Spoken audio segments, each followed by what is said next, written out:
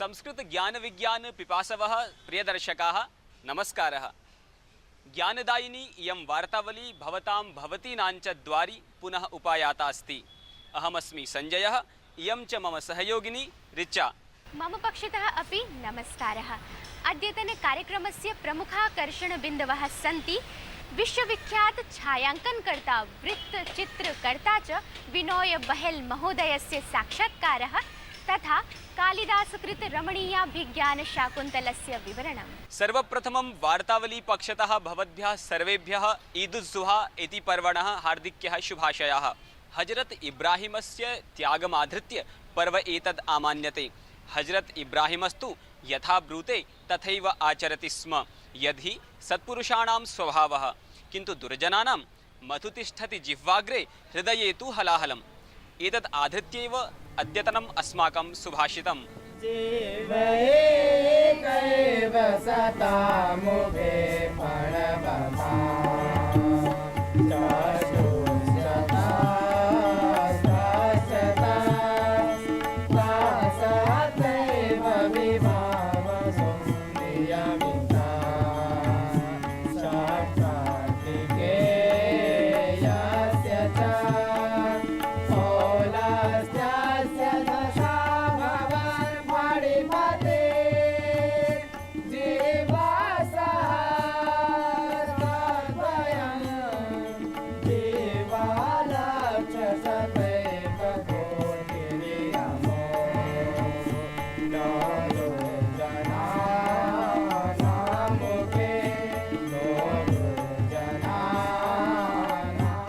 सज्जनों का एक मुख, सर्प के दो, सृष्टिकर्ता के चार, कार्तिकेय के 6, अग्नि के 7, पौलत्स्य के 10, शेषनाग के 2000।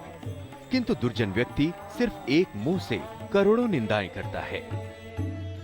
A person has one mouth, a snake has 2, Brahma has 4, Kartikeya 6, Agni has 7, Polatsya has 10, and Sheshnag has 2000. But a wicked person with a loose tongue, even though having only one mouth, can spew venom on millions. सत्यमेवोक्तं सर्पो दशति कालेन दुर्जनस्तु पदे पदे। इदानीं देश विदेश वृत्तान्वृते केन्द्रज प्रभागे प्रवाहि वार्तायां प्रसरामः।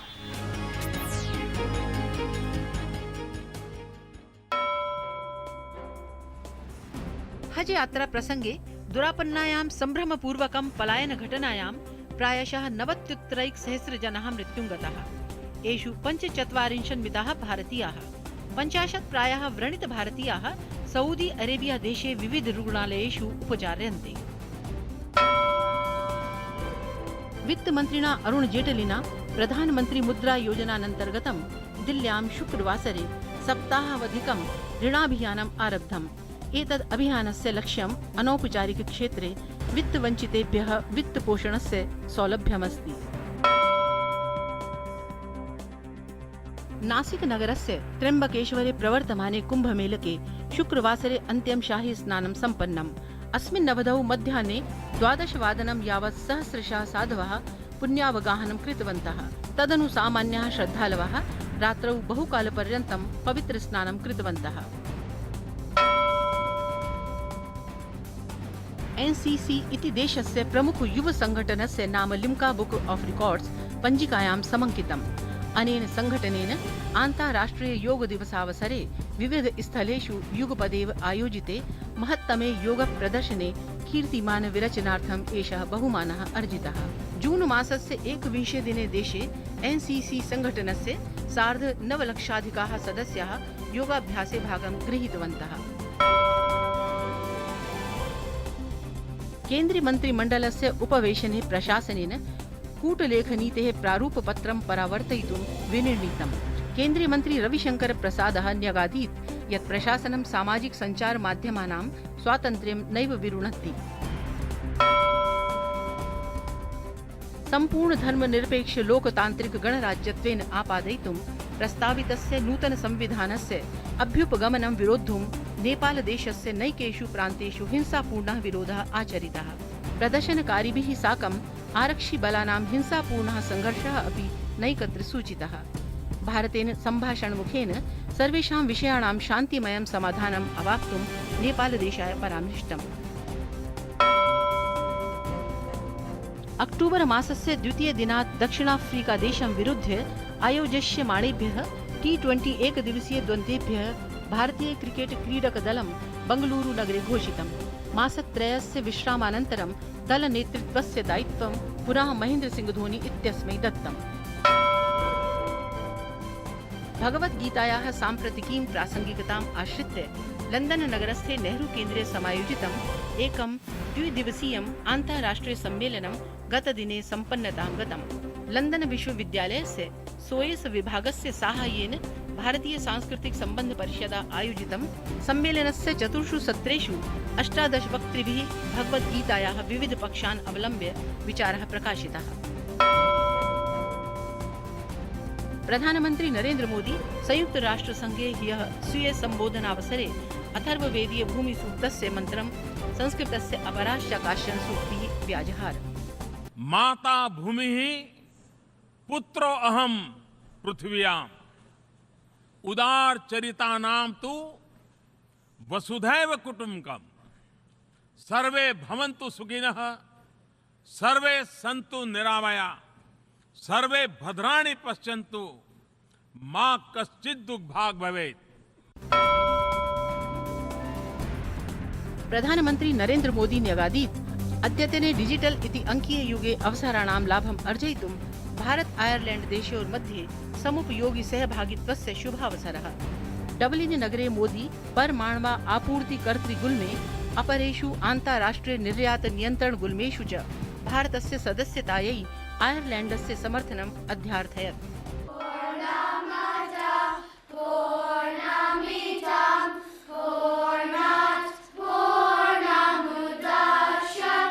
भारतीय सनातन ज्ञानस्य बौद्धिकतायाश्च प्रतीकरूपिण्याः संस्कृतभाषायाः महत्त्वं विगत कतिपय शताब्देभ्यः भारतीय परिपटले किञ्चित् उपेक्षितं सत् अपि सप्तसागरपारं तु अस्याः पुरातन भारतीय भाषायाः कृते आकर्षणम् अभिरुचिश्च नूनं विस्मयावहे लक्ष्यते।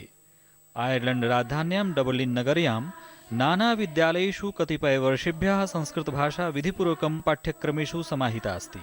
प्राथमिकस्तरे च अस्याः अध्ययन अध्यापनम् अनिवार्यमस्ति न तु वैकल्पिकम्। साम्प्रतं च प्रस्तूयते भारतीयाध्यापकानाम् एवं विधबालानां परिचयः। विगत दशाब्दत्रयात् प्रभृति विद्यालयेऽस्मिन् प्राथमिकस्तरे संस्कृतम् अनिवार्यविषयत्वेन अध्याप्यते। We would think that Sanskrit is extremely important for a number of reasons. One, it is a form of able to refine and develop the mind. We believe that it can train the mind in precision and being able to be articulate. The second reason is that we believe that Sanskrit is a model for learning other languages. That Sanskrit is considered one of the most ancient languages and that from that all other languages have come from it, and by understanding Sanskrit students can have and learn the appreciation of other languages. एषां बालानां विशुद्धं भावपूर्णं संस्कृतोच्चारणं न कथंकारमपि एतेषां वैदेशिकतां प्रमाणयति। कस्मिंश्चित् आधुनिके गुरुकुले वेदमन्त्रोच्चार इव प्रतीयते इदम्। न केवलम् अत्रत्याः विद्यार्थिनः एव अपितु अध्यापकाः अपि भारतीयाभिभूताः इव लक्ष्यन्ते।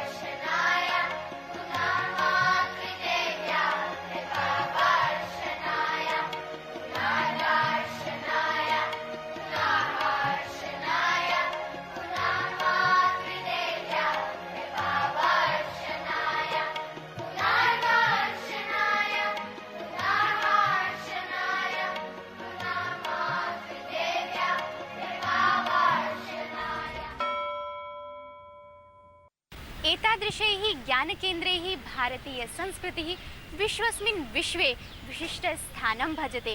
एवमेव भारत-जापानयोः सांस्कृतिक-आध्यात्मिकसाम्यं परिलक्ष्यते। तथा च अस्माकं देव्यः देवाश्चापि तत्र पूजनीयाः सन्ति। अस्यैव वृत्तस्य छायाङ्कनं कृतं विश्वविख्यातेन छायाङ्कनकारेण विनोय बहल महोदयेन।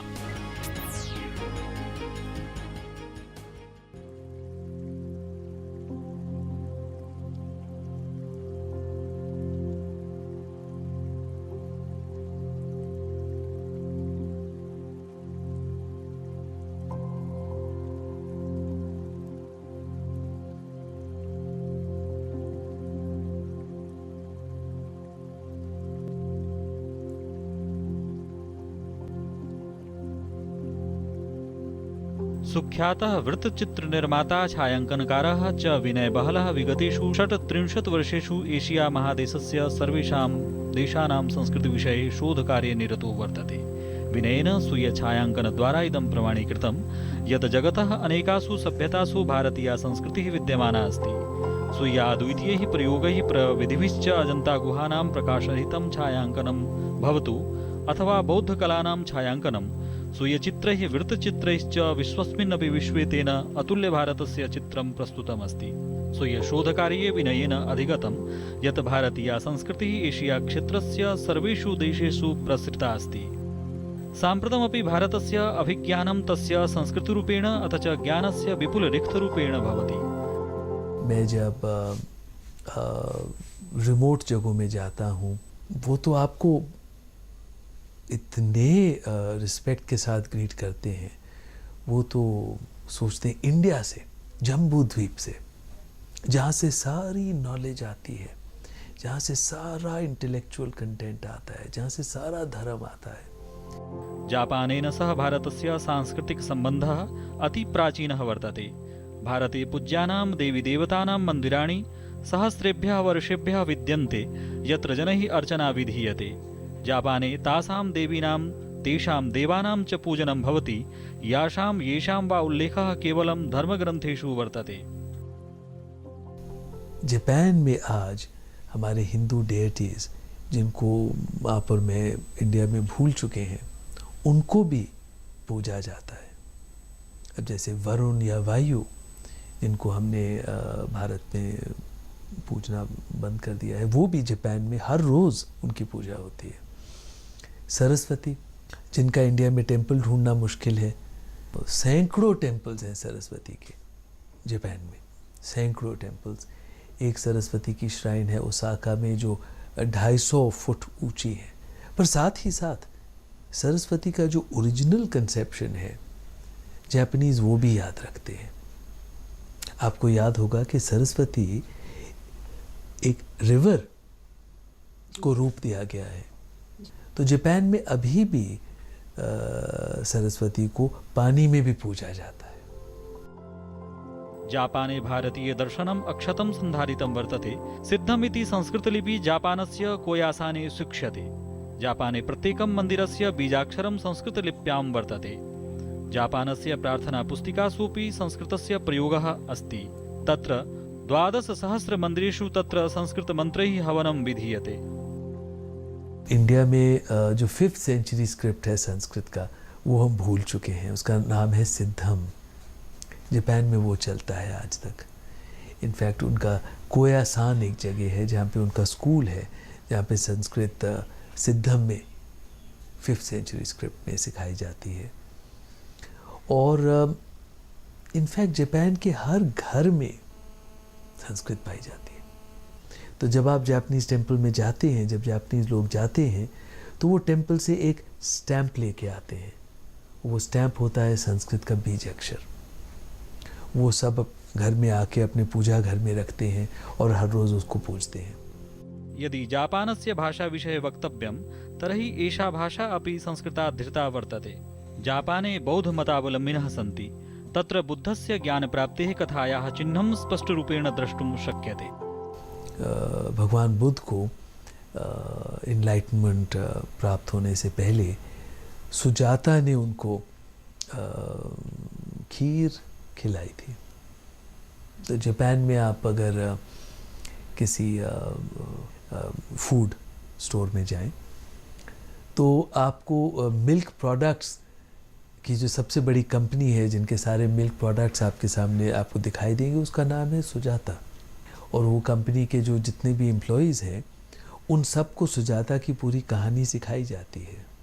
और जापानीज़ में बहुत सारे शब्द हैं जो सब संस्कृत से आते हैं, जैसे सेवा है, वो भी उसका मतलब भी वही है जो हमारे यहाँ उसका मतलब है।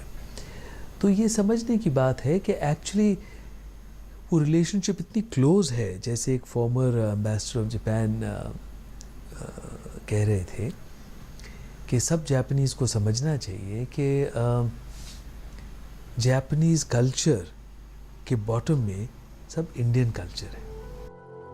भारत जापान देशयोः प्राचीन जीवन पद्धत्यां भूरिशः साम्यं विद्यते। उभयोः देशयोः योगस्य भूरि प्रचारः वर्तते। योगः न केवलं शारीरिक व्यायामः अपितु प्रकृत्या सह संयोजनस्य माध्यमम् अस्ति। योगः संस्कृतीनां संयोजनं विद्यते। विनोये बहलेन प्रतिपादितं यत् भारतीय संस्कृतेः प्रसारे संस्कृतस्य योगदानं सर्वोपरि वर्तते।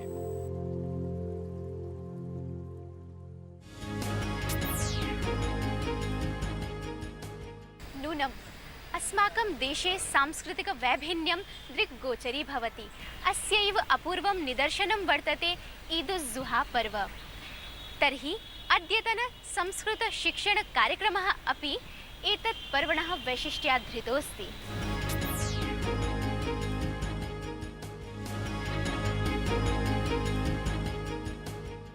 अभिवादनम। समर्पण और आस्था का प्रतीक त्योहार ईद उल जुहा देश देशांतर में बड़े ही उल्लास के साथ मनाया जा रहा है। आज हम इसी त्योहार के विषय में कुछ वाक्य बनाना सीखेंगे। आइए शुरू करते हैं। ईद उल जुहा मुस्लिम जनानाम् एकं प्रमुखं पर्व अस्ति।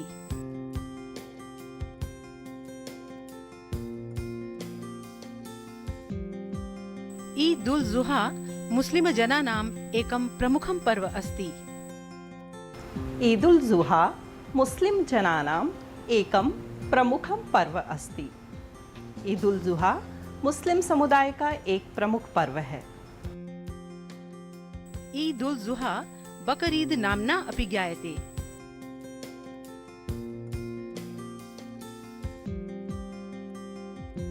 ईद उल जुहा बकरीद नाम्ना अपि ज्ञायते। ईद उल जुहा बकरीद नामना अपि ज्ञायते। ज्ञायते अर्थात जाना जाता है। ईद उल जुहा बकरीद के नाम से भी जाना जाता है। एतत् ईशदूतस्य इब्राहिमस्य तस्य पुत्र इस्माइलस्य च स्मृतौ आमान्यते। एतत् ईशदूतस्य इब्राहिमस्य तस्य पुत्र इस्माइलस्य च स्मृतौ आमान्यते। एतत् ईशदूतस्य इब्राहिमस्य तस्य पुत्रस्य इस्माइलस्य च स्मृतौ आमान्यते। स्मृतौ अर्थात याद में, आमान्यते अर्थात मनाया जाता है। यह पर्व पैगंबर इब्राहिम और उनके पुत्र इस्माइल की याद में मनाया जाता है। हज यात्रा विधेः अन्ते बलिदानं प्रदाय इदं परिपाल्यते। हज यात्रा विधेः अन्ते बलिदानं प्रदाय इदं परिपाल्यते। हज यात्रा विधे अन्ते बलिदानं प्रदाय इदं परिपाल्यते। प्रदाय अर्थात देकर, बलिदानम बलि, परिपाल्यते मनाया जाता है। हज यात्रा के अंतिम दिन बलि देकर यह मनाया जाता है। पर्व एतत् मुस्लिम जनानाम् ईश्वरं प्रति समर्पणस्य आस्थायाः च प्रतीकरूपेण वर्तते। पर्व एतत् मुस्लिम जनानाम् ईश्वरं प्रति समर्पणस्य आस्थायाः च प्रतीकरूपेण वर्तते। पर्व एतत् मुस्लिम जनानाम् ईश्वरं प्रति समर्पणस्य आस्थायाः च प्रतीकरूपेण वर्तते। प्रतीकरूपेण अर्थात प्रतीक। यह पर्व मुस्लिम समुदाय की ईश्वर के प्रति आस्था और समर्पण का प्रतीक है। देखा आपने, संस्कृत सिर्फ पंडितों की भाषा ही नहीं है, अपितु किसी भी अन्य भाषा की तरह यह भी एक बोलचाल की भाषा है और इस भाषा के माध्यम से भी हम किसी भी तरह का संवाद करने में पूरी तरह सक्षम हैं। तो देर किस बात की, पूरे समर्पण और लगन के साथ आप भी लग जाइए संस्कृत सीखने में। मुझे आज्ञा दीजिए, अगले सप्ताह फिर मिलेंगे। आप देखते रहिए वार्तावली। नमस्कार, शुभमस्तु। आम समर्पणेन एव जीवने सर्वोच्च स्थानं लभते नरः। कदाचित् वर्ण एकेन कदाचित् वर्णद्वयेन कथं क्रीडन्ति कवयः इति नाना निदर्शनानि दृष्टानि अस्माभिः। तर्हि पश्यामः अस्माकम् अद्यतनी विलोमकाव्यरूपिणी शब्दक्रीडा।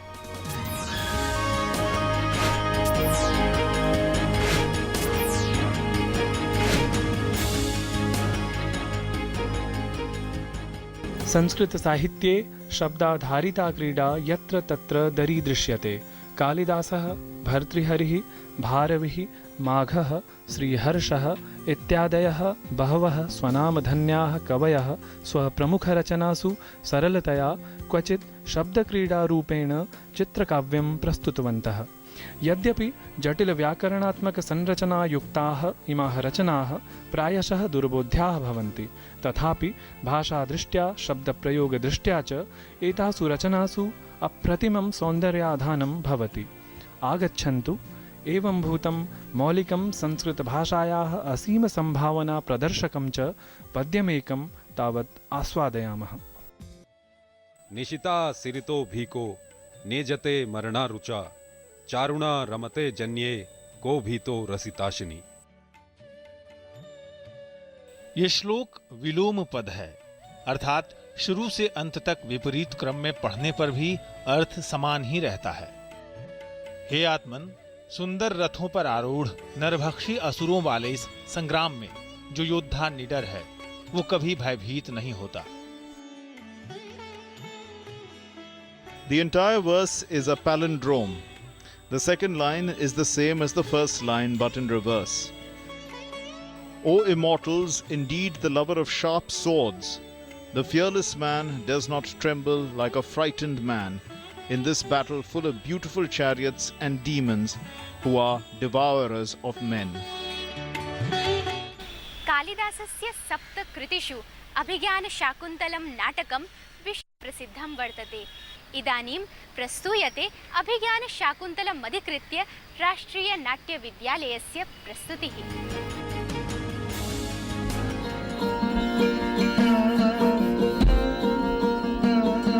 संस्कृतनाटकेषु मणिरिव शोषोभ्यमानम् अभिज्ञानशाकुन्तलं कालिदासस्य नाट्यकलायाः नितान्तं श्लाघनीयं निदर्शनं वर्तते।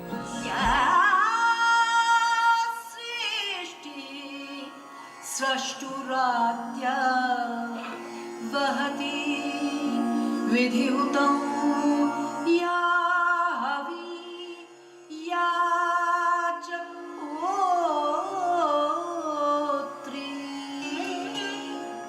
शाकुन्तलस्य मूलकथावस्तु महाभारतस्य आदिपर्वणः पद्मपुराणस्य च शाकुन्तलोपाख्याने उपलभ्यते, यस्मिन् निजप्रतिभासन्निवेशपूर्वकं काव्यकामिनी विलासेन कालिदासेन नाट्यमेतद् विश्वसाहित्ये मूर्धनि प्रतिष्ठाप्य सहृदयानां चेतांसि आवर्जितानि। कालिदास के अद्भुत काव्य, उसमें कोई अनुवाद नहीं हो सकता है।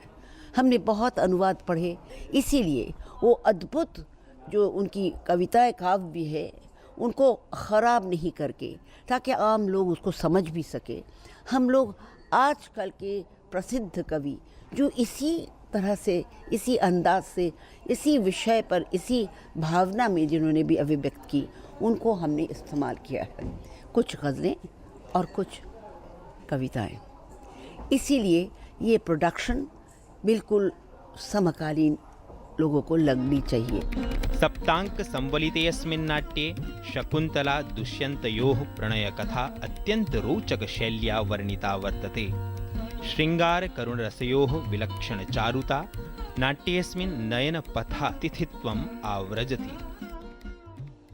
अनेन आभाति यत् साम्प्रतिके युगे सर्वक्षेत्रेषु संस्कृतस्य पुनः प्रतिष्ठापनाय संस्कृतनाटकान्यपि महतीं भूमिकाम् आवहन्ति, येन साम्प्रतिकाः जनाश्चापि मनोरञ्जकरीत्या संस्कृतं प्रति समाकृष्टाः भविष्यन्ति।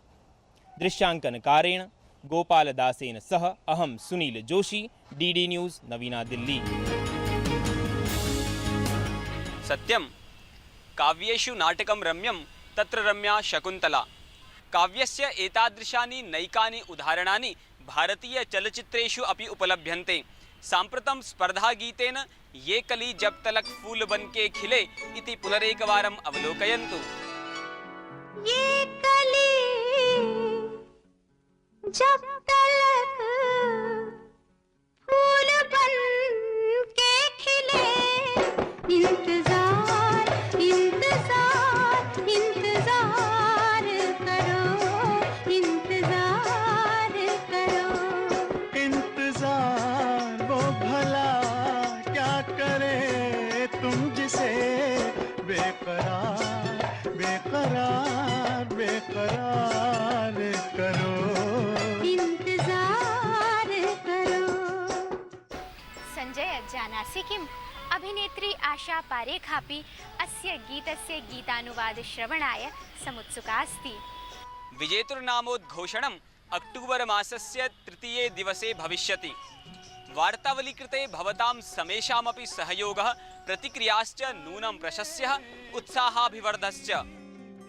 वसन्ता श्यामलं कथयति, वार्तावल्यां संस्कृतशिक्षणं बहु समीचीनमिति सर्वे अभिप्रयन्तः। बालकाः बालिकाश्च दूरदर्शनं दृष्ट्वा संस्कृतवाक्यानि लेखितुम् इच्छन्ति। रामकृष्णन् महोदयः वदति यत् अस्माकं देशे संस्कृतज्ञाः बहवः सन्ति। प्रतिदिनं संस्कृतवार्ताप्रसारणं 3 वारं प्रातः, मध्याह्ने, सायञ्च अर्धघण्टा यावत् कुर्वन्ति चेत् तुष्यन्ति, रमन्ति च। एषा अस्माकं प्रार्थना। ठाकुर प्रसाद महोदयः अभिधत्ते यत् मह्यं वार्तावली अतीव रोचते। अहम् आनन्दम् अनुभवामि। भारतीयसंस्कृतेः निदर्शनार्थं समीचीनः पदक्षेपः अयं कार्यक्रमः। अभिजीत महाभागेन प्रोक्तं यया रीत्या एषः कार्यक्रमः प्रस्तूयते सा सुतरां मनोहारिणी वर्तते। संस्कृतभाषा येन विधिना भारते अथ च सम्पूर्णेऽपि विश्वे संवर्ध्यते सः निश्चप्रचमेव प्रशस्योऽस्ति। ट्विटर फेसबुक माध्यमीयम् अस्मदीयं नूतनसम्पर्कद्वयमपि सोत्साहम् उपयुज्यते इति तु नूनं हर्षविषयोऽस्ति। आयत्यामपि एवमेव भवद्भ्यः मार्गदर्शनम् अपेक्षते। अस्मदीयान्तर्जालीयसङ्केतावली विद्यते ddnews4sanskrit@gmail.com। अधुना एतद् अङ्कसमापनसमयः सम्प्राप्तः। कार्यक्रमविषये भवतां प्रतिक्रिया ज्ञापनाय पुनर्निवेदनपूर्वकं विरम्यते। आगामी शनिवासरे पुनर्मिलामः। शुभं भूयात् तावत्। नमस्कारः।